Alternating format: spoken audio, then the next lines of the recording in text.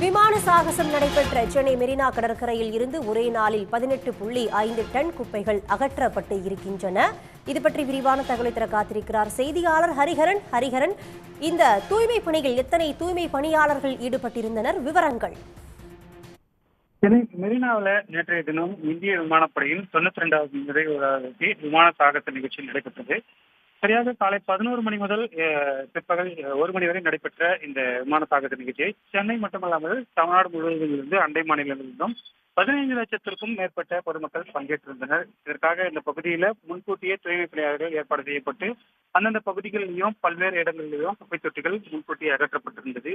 மேலும் நிகழ்ச்சி முடிந்ததும் மெரினா கடற்கரை முழுவதுமாகவே குப்பைகள் சேர்ந்த சூழலில் குறிப்பாக 128 தூய்மை பணியாளர்கள் மெரினா கடற்கரை முழுவதுமாக குப்பைகளை அகற்றி வந்தனர். ஒரு சில இடங்கள்ல தூய்மை பணியாளர்கள் தன்னார்வலர்களும் உதவி செய்த நம்மளால பார்க்க முடிந்தது.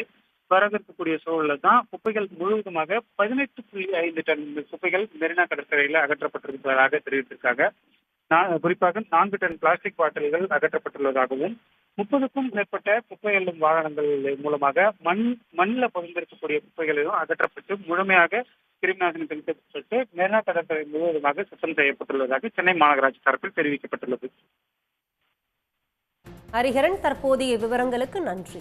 உடனுக்குடன் செய்திகளை தெரிந்து கொள்ள சன் நியூஸ் பெல் ஐகானை கிளிக் பண்ணுங்க.